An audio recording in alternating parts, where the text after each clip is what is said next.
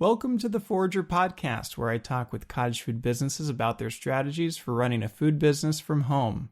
I'm David Crable, and today I'm talking to Erica Smith, who is with the Institute for Justice. This will be a different episode in that Erica does not run a cottage food business herself, but she has worked with dozens of them since Erica and her team have been behind many of the recent cottage food and food freedom law improvements across the country. A big part of the reason why I am having Erica on now is due to the pressing nature of this coronavirus pandemic and how it's affecting cottage food businesses. The fact is that many states' restrictions are actually preventing cottage food producers from adapting their businesses in a safe way right now. And Erica came to me with the idea that this current situation could actually help spawn some improvements in many states' laws. Now, although that's the main reason I asked her to come on the podcast this week, the fact is that there are a lot of big changes happening in the laws right now. Wyoming just majorly improved their law. North Dakota just had a big regression in their law, which they're trying to address that. They are still working on improving the laws in New Jersey, not to mention all of the laws they've already helped to improve. So we have a lot to get into today, but rest assured that Erica is a major advocate for the cottage food industry, and she's one of the best people I know who can shed some light on how this pandemic is affecting cottage food businesses and what steps people can potentially take to improve their situation. And with that, welcome to the show, Erica. Nice to have you here. Thanks for having me, David. I just wanted to start out by going over what you've already accomplished. How many states have you helped improve to date? Oh, wow. Maybe 8 or 9 directly, and then others indirectly. We've brought several lawsuits, successful lawsuits to expand cottage food laws, as well as lift bans against cottage foods. And we've also gone into legislatures to get them to just pass bills to expand cottage food laws. We've done that in Wisconsin, Minnesota, Kentucky, District of Columbia just last month, Wyoming, the list goes on. And we're currently working in North Dakota and New Jersey to get their laws changed. There's always going to be work to be done, but it is very, very satisfying because the public is receptive. And every year we see more and more positive change. Yeah, and when you talk about 8 or 9, just to be clear, you have not just changed the laws. It's oftentimes an overhaul of the laws. The law ends up looking totally different. It's not a minor amendment we're talking about. So it seems like every year you're doing another few states and tackling something else. So I continue to be impressed. But I wanted to ask and start this episode out just by understanding why you are so passionate about this industry. Oh, that's a great question. I never expected to get into this. This kind of fell into my lap 5 years ago when one of my colleagues left IJ to start a different career, and I took over one of her cases in Minnesota, and I was immediately hooked because I saw that every time you win one of these battles, people are immediately and very practically affected. IJ is a constitutional law firm, and sometimes it seems like the battles that we take on take decades, and some of them seem a little abstract, at least in my eyes, but the cottage food laws, the day that the law changes, people's lives change. And we've gotten so many emails from people. We've done surveys about how these laws affect people's lives. We get people saying things like, because of my cottage food business, I am now off of antidepressants. Because of my cottage food business, I was able to support my family after my husband was laid off. Or I was able to quit my job that I absolutely hated and do something that I love. I was able to pay for my daughter's dance lessons. So this is such a practical change that you could bring about. And I love that. Are there any stories, or is there one story in particular that stands out to you that's really touched you and how you've seen this impact a certain individual? Yeah, I have a couple of stories. There was one woman in Wisconsin who was living, her name was Hannah, and she was living in this very rural area, living in a trailer. She didn't have a lot of money. She was initially working, I think, in a nail salon and had to stop working because she gave birth to twins who were both developmentally challenged, and she couldn't afford daycare for them. So she stayed home with them, but she still really wanted to support her family. She had this incredible talent with decorating cakes. She was making these very elaborate cakes, and her business took off. And she started making a lot of money with this.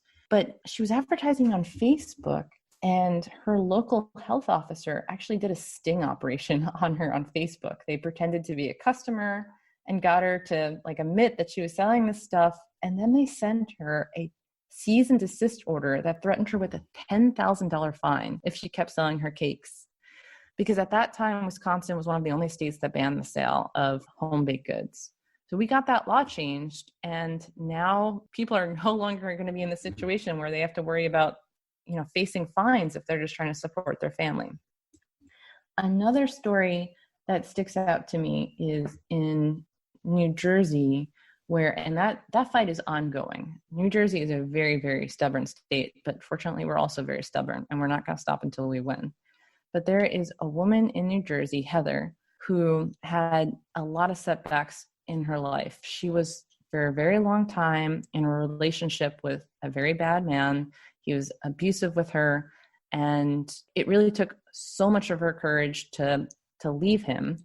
And she had a child with him, so she had to raise her child on her own, and she had nothing. But Heather makes the best cake pops that I have ever tasted, and cake pops are my favorite thing. And she used her cake pop business to raise enough money to get her son's last name changed from the father's last name to her last name, because that's what her son wanted. And it cost like a couple $1,000s to do that. And she was able to do that with the sales from her cake pops. And she realized, wow, like this is an incredible business. I can use this business to send my child to college, because now he's about 15 or 16 years old. But New Jersey is the last state where it is illegal to sell any homemade food at all. And that's why we're still fighting them.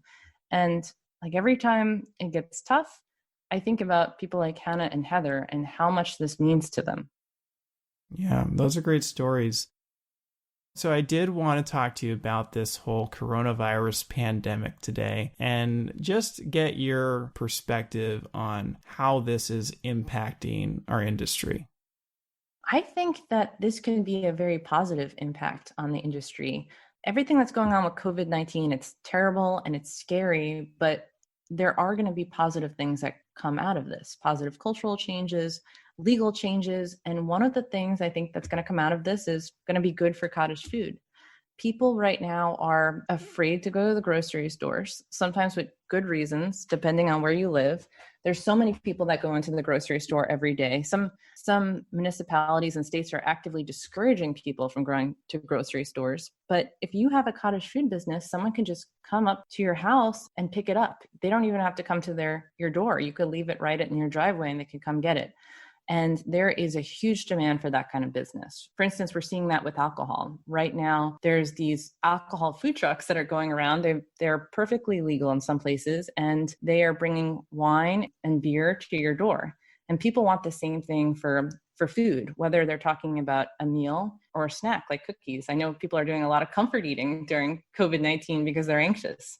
So I think if you're willing to market your business to the COVID-19 new scenario, you could actually do very well for yourself. Yeah, and this is something that you brought up to me, and I totally agree with that.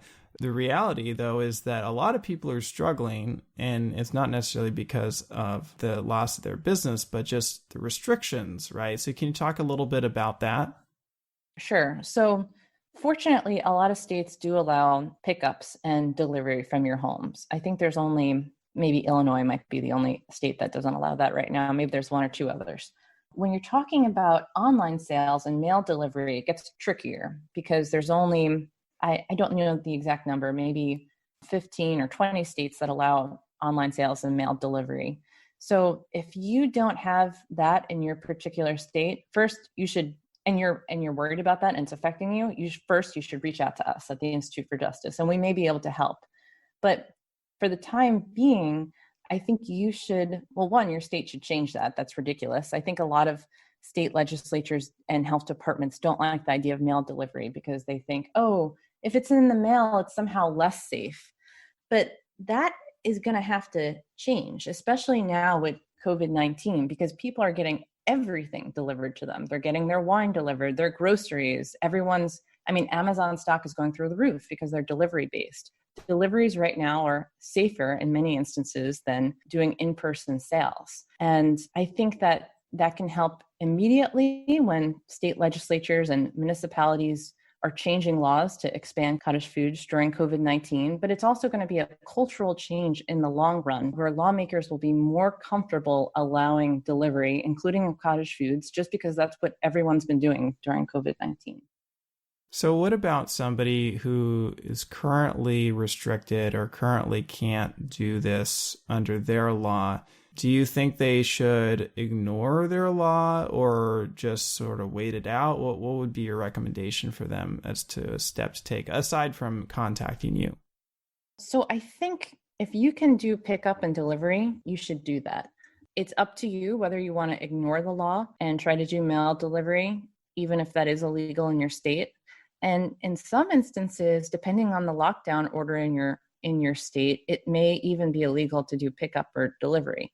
I would argue, though, that if your lockdown order allows you to pick up groceries, then picking up cottage foods is under the same umbrella. And if you do get in trouble for doing something like that, having pickups and deliveries, please contact us. But I mean, to really answer your question, stick with what's legal. And after that, it's kind of your own decision whether or not you want to go under the radar and take a risk. You're talking about changing the laws, but we're probably not going to see a change within this cycle of the pandemic, right? Well, I mean, there are a lot of emergency orders going out. So it's certainly, and I know that we're planning to send letters to certain places, to certain lawmakers to encourage them to lift some restrictions on cottage foods during COVID-19. So that's certainly a possibility. But putting that aside, you probably can in your state legally do pickups and deliveries. So if you want to stay within legal bounds, then you should try that route. I know that there's a concern about the shipping, and you touched on that, but there's also states that don't allow the online sales, which you mentioned. But why do you think states have been hesitant to allow the online sales in the first place? Well, there's two reasons. One is that I think lawmakers and bureaucrats, especially in these departments of health, who are always the biggest opponents of cottage food laws, they have this idea that once you put something in the box and put it in the mail, it somehow makes the food less safe. But it's a ridiculous concept because when you're talking about shelf-stable foods, the worst thing that can happen is your food gets smushed or it goes stale. There's nothing that's going to happen in the mail that's going to result in foodborne illness. So I think that's just a myth or just a subconscious reaction that bureaucrats have. I think we're going to see that change over the next 5 years. But the other reason is that bureaucrats are afraid of having interstate sales because they have this idea in their heads that once things are shipped over state lines, that somehow the FDA is going to get involved and they're going to have to figure out what the federal restrictions are. And it's just too messy and they don't want to touch it. But it's silly because one, they could just, if they really were concerned about it, they could restrict it to sales within the state. And two, the FDA really does not restrict cottage foods. There's very few restrictions that would come into play. So that's another area that we're actively trying to push back on, this idea that you can't have interstate sales. And to clarify, there are a number of states that do allow in-state shipping already. That's right. So that's good. There's also, I think, the argument that there's an accountability piece here, and the in-person sales provide this level of accountability that shipping can't, because you could potentially ship something to somebody who you don't even know. What's your take on that? Oh, that's true. Sometimes we do hear that. I don't hear that come up quite as much. I think it's becoming less and less a concern in our modern era because you have websites like Yelp and other online reviews. You have reviews on Facebook. So this idea that, oh, you're buying something from a stranger is outdated. Think about how many things we buy from strangers online every single day. And I think that is an outdated concept that we're just going to hear less and less of as the years go by. Well, let's shift a little bit and talk about what you've been involved in already and just go over some of the states that you have worked on or improved or been the most involved in. Sure. So the first one that I did was in Minnesota. Minnesota used to have a $5,000 sales cap and a restriction that you could only sell at farmers markets. And we challenged them. And because of our lawsuit, the legislature changed the law. So Minnesota's law is much better now.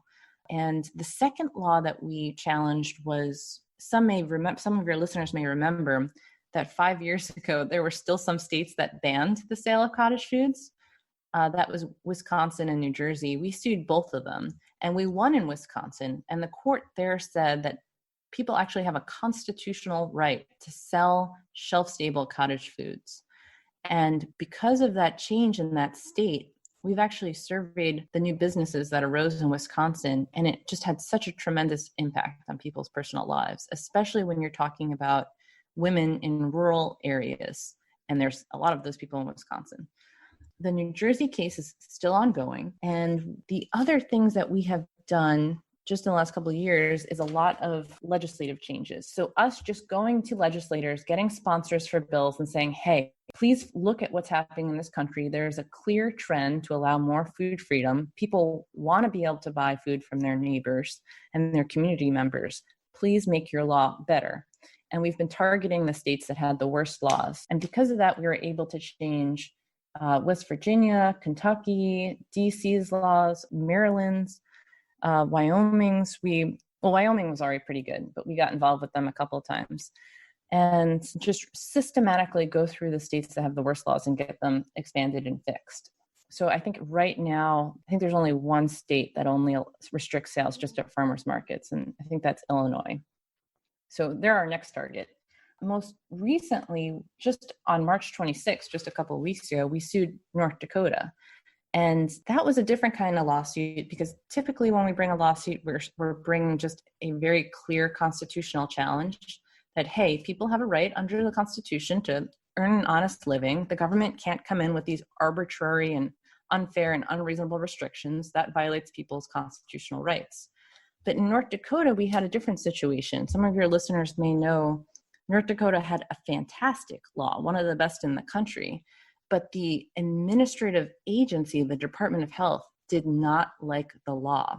And we fought with them for years as they tried to do all these loopholes to undermine the law and gut the law. And finally, they just went ahead and passed these rules that takes their law from one of the best in the country to just mediocre at best.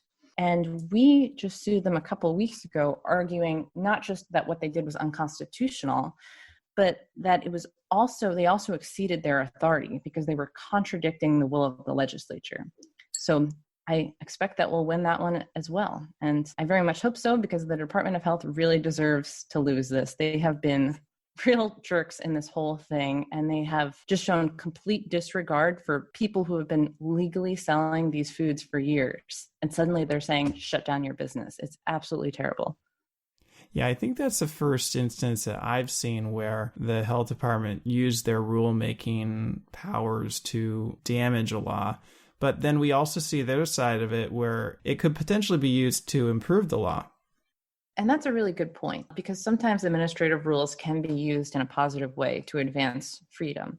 So what was happening in New Jersey is it was actually the same thing as what happened in Wisconsin. The entire legislature supports a cottage food law except for one legislator. And he's the chairman of the relevant committee, and he's just been blocking the bill. I think maybe 7 or 8 years, he's blocked these bills that would allow the sale of homemade foods. And we heard about this.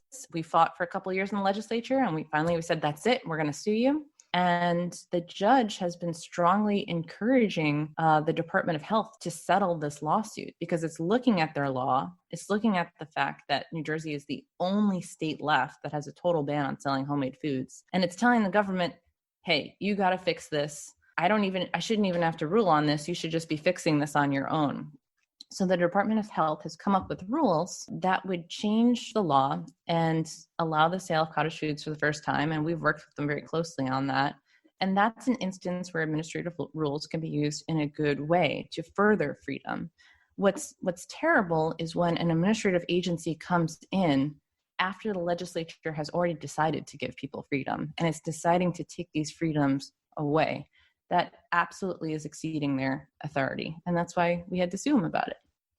Can you talk a little bit about the difference between cottage food and food freedom?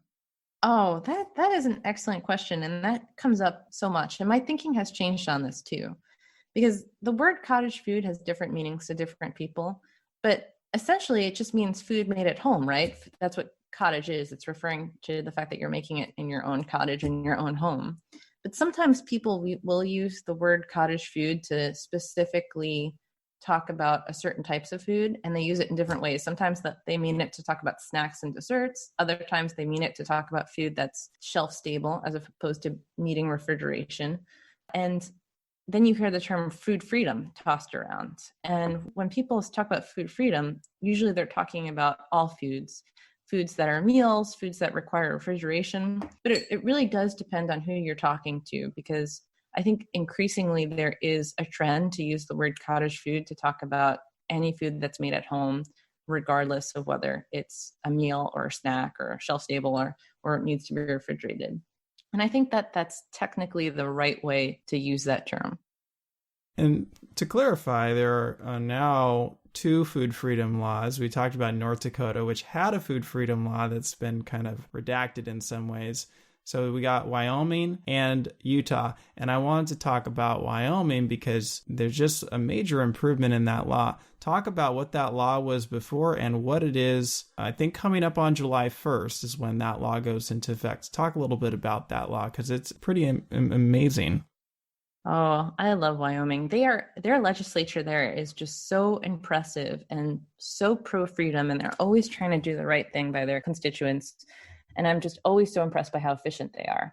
Even though they have such a short legislative cycle, they're only in session a couple of months a year, and they're able to just get so much done. So back, I think it was in 2015 when Wyoming first passed their law. And they passed a law that said that pretty much you can sell any snack or any meal except just certain meals that had like beef and seafood. So you could sell chicken meal, you could sell chicken noodle soup or cooked chicken or baked chicken. You can sell pasta, lasagna, anything that you wanted, as along with all the other foods that you typically see like baked goods and pretzels and popcorn. And as long as it's face to face directly to consumers. And I don't even think they had labeling restrictions. So it was just very much let the consumers decide, let them pick what they want. It should be up to them. They're informed adults. And I think almost every year they have expanded that law and made it better. Most recently, I worked with the Wyoming legislature just in the last couple of months to improve the law because it was a little strange. In some ways, the law was so good, but in other ways, it was still kind of backwards because it only allowed face-to-face sales. And back in 2015, that was kind of cutting edge. But now in 2020, there's 15 states that allow sales at retail shops and coffee shops and sometimes even restaurants. So we got them to change the law and allow the sale of cottage foods, if they're shelf stable, to retail shops. And so that was a really nice improvement. And I think it also allows online sales and sales to restaurants too, just for shelf stable foods. And I expect as every year goes by, they'll just keep improving that. I bet you they're going to find ways to start selling meals and things that need to be refrigerated at retail, because that's what people want. People love buying freshly baked and freshly cooked foods from their neighbors. It doesn't have preservatives. A lot of times they know who made it. The person has a reputation, and it's so much better than getting something that's been sitting on a grocery store shelf for days at a time, or sometimes cooking yourself if you're not a very good cook. In Wyoming's law, there was this odd addition to their food freedom law, which required home consumption, which basically means that people had to buy the food and then consume it in a home. And that's something that was just removed. But they added another odd restriction, which is that the foods can't be on the same shelf. If these non-perishable foods are sold in a retail store, they can't be on the same shelf as a commercial food item.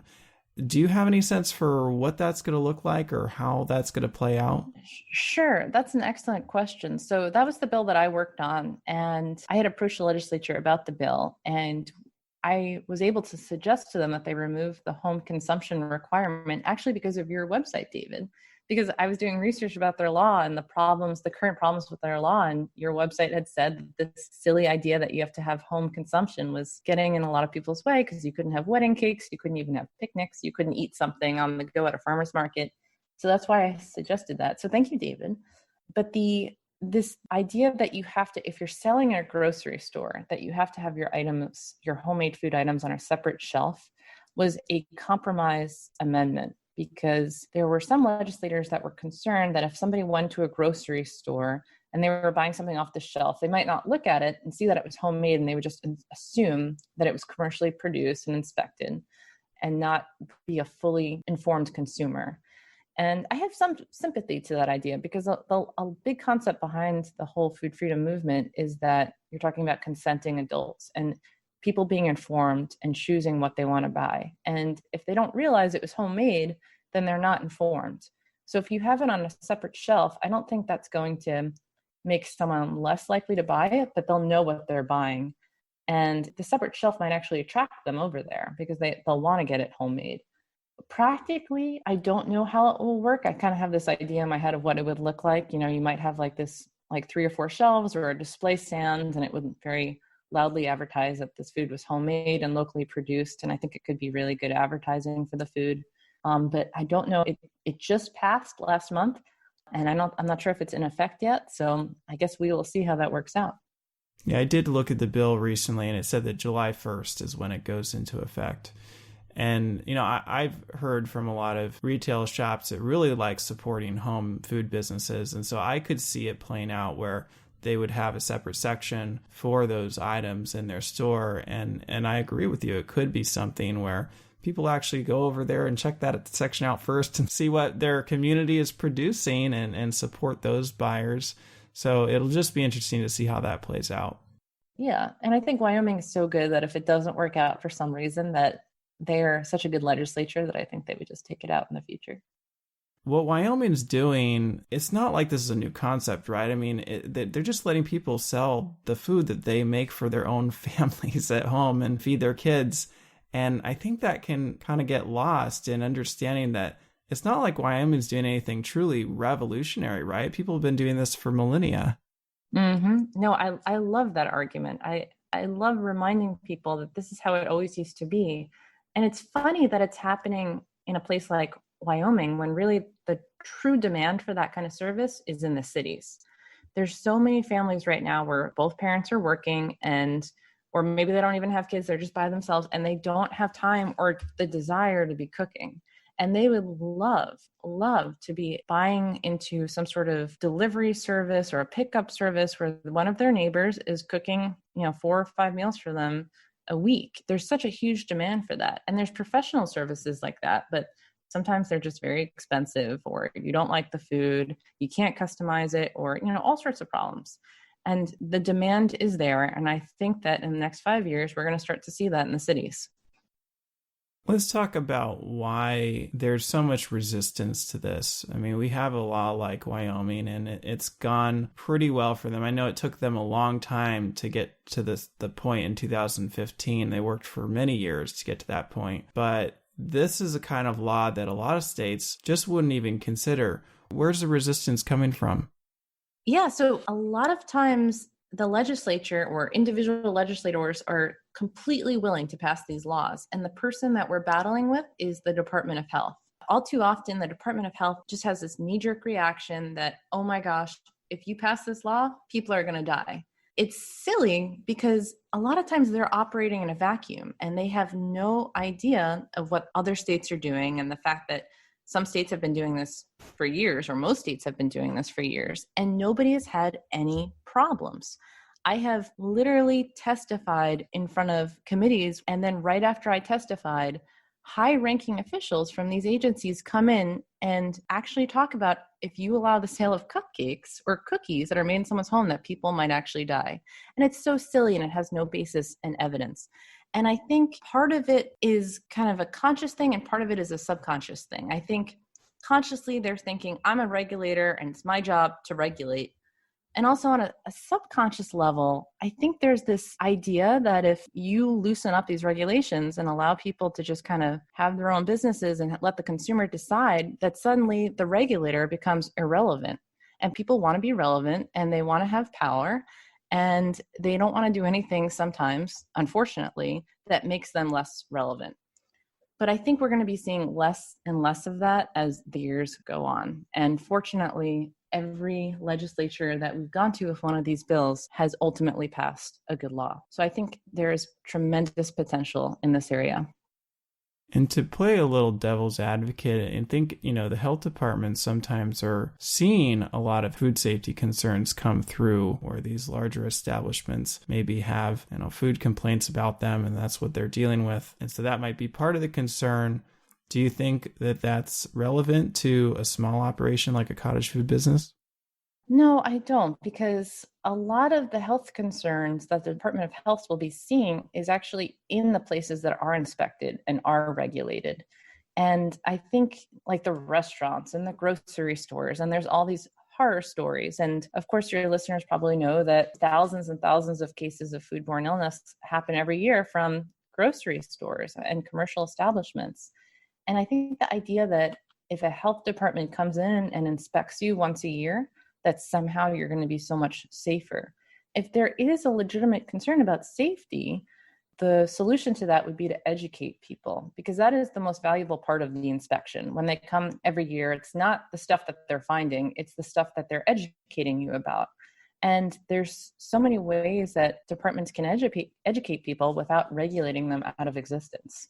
But I think that home businesses are some of the safest food businesses out there, because it's their name, it's their reputation, and they know that if they get someone sick or there's a hair on their cupcake, people are never going to come to them again. And I think they have a lot more accountability than some big name brand.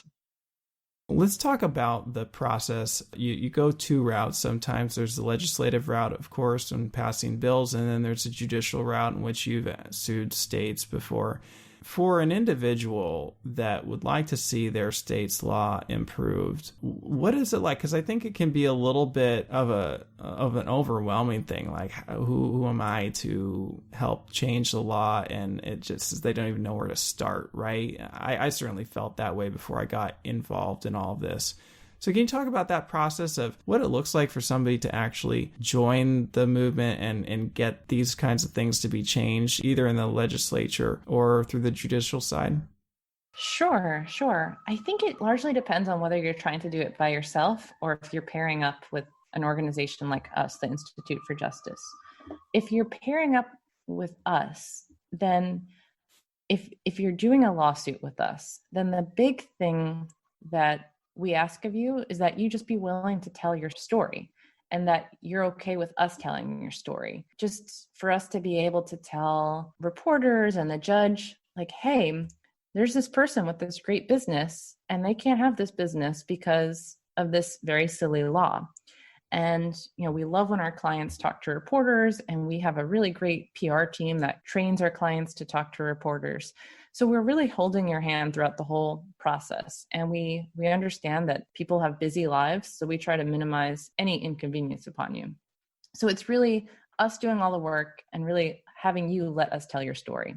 For the legislature, there's all different ways that you can be involved. And that's true whether you're doing it with us or you're doing it on your own. It could be very as simple as you just contacting your legislator, getting your friends to contact your legislature, or it can be showing up at your legislator's office and talking to them and just kind of, you don't want to be long-winded and kind of going off on this whole thing, but just have 2 or 3 concise talking points about why this matters to you and other people in the community and why this is a good thing and how this is what other states are doing.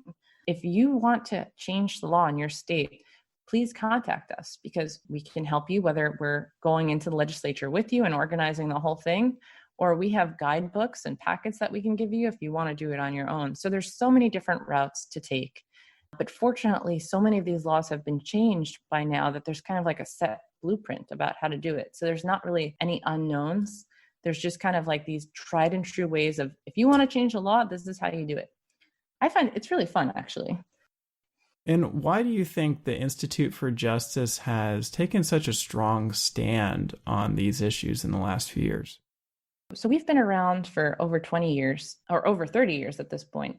And it ties into a lot of the work that we've always done. So we believe very much in economic liberty and property rights, that people should be able to earn a living without having to deal with unreasonable and arbitrary government restrictions, and that people should also be able to kind of do what they want on their own property, especially if it's starting a business and doing good works.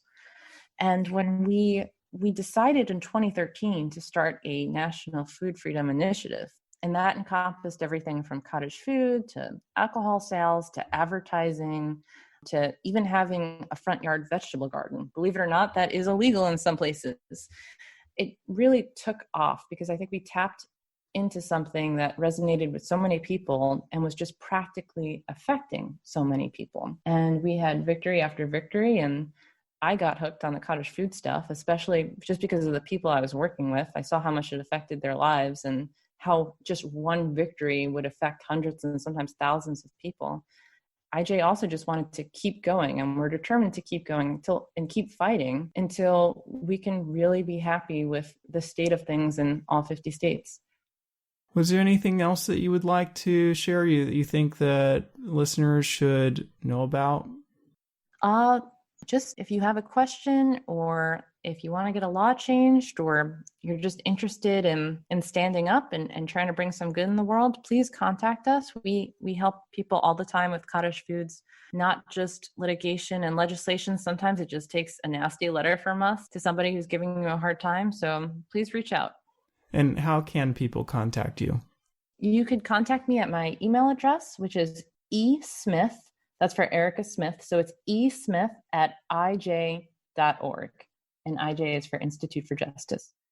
Great. Well, thank you so much for jumping on here and talking a little bit about how the legal environment is changing amidst the craziness of the world right now. You shared a lot about the changes in the laws that are happening aside from the pandemic. And I think it'll give people a good amount of hope that we'll see good changes in the future. So thanks so much, Erica, for coming on today. Thanks so much for having me, David. And thank you for all the good work you do. I know I use your website every week. It's a tremendous resource. So I'm very grateful for that. Oh, thank you so much. That wraps up the 6th episode of the Forager podcast. Erica has helped push this industry forward in ways we didn't even dream of 5 years ago, and she's quick to take a stand against any opposition. If you would like to see your state's laws improve, or if your cottage food business has been negatively impacted by your state's laws, Erica would love to hear from you. You can reach her at esmith@ij.org. And if you want to see what the laws look like in your state, head on over to forager.com to see the map and how your state compares to the rest. For more information about this episode, go to forager.com/podcast/6. Thanks for listening, and I'll see you in the next episode.